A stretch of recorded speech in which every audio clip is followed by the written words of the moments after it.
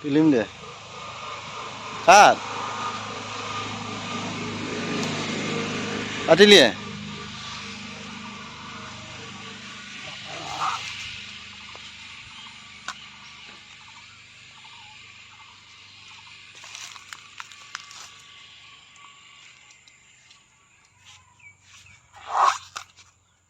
চাইডাল আৰু অলপ কাটি দি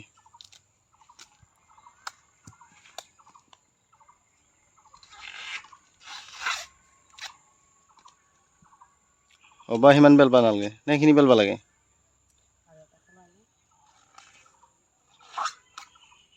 কলফুলৰ এই ফুলকেইটা আকৌ কিয় ললি আকৌ এই কলফুলৰ ফুলকেইটা বেচন সানি বেচনত মিলাই এই তেলত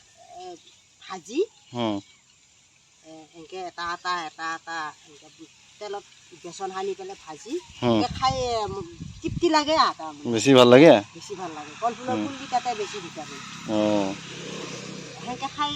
পাইছোঁ ভাল লাগে তাৰপিছত আকৌ আজিও ভাবছোঁ তাৰমানে বেচন সানি বনাম ভাজি দিম বাৰু নমস্কাৰ বন্ধুসকল কলফুলৰ ঔষধি গুণাগুণ ক'বলৈ গ'লে কৈ শেষ কৰিব নোৱাৰি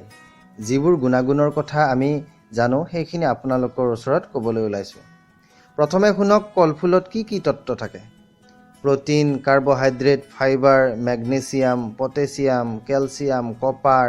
iron phosphorus vitamin A vitamin C vitamin E আদি তত্ত্ব কলফুলত পোৱা যায়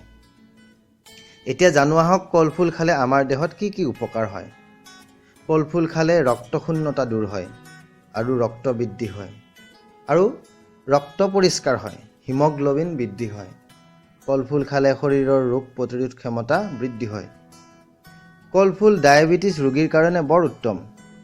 কৰ্কট ৰোগীৰ কাৰণেও কলফুল উত্তম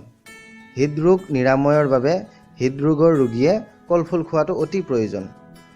নিম্ন ৰক্তচাপত ভোগা ৰোগীৰ কাৰণে কলফুল মহৌষধ কিন্তু উচ্চ ৰক্তচাপৰ ৰোগীয়ে কলফুল খোৱাটো একেবাৰে অনুচিত কলফুল খালে কটা চিঙা ঘাঁ আদি সোনকালে শুকায়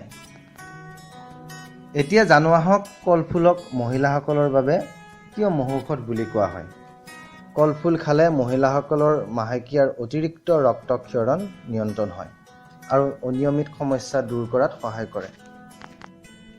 গৰ্ভৱতী মহিলাসকলে কলফুল খোৱাটো অতি প্ৰয়োজন কলফুল খালে মাতৃদুগ্ধৰ পৰিমাণ বৃদ্ধি হয় যিসকল মহিলাই নতুনকৈ মাতৃ হৈছে তেওঁলোকে কলফুল খোৱাটো বৰ প্ৰয়োজন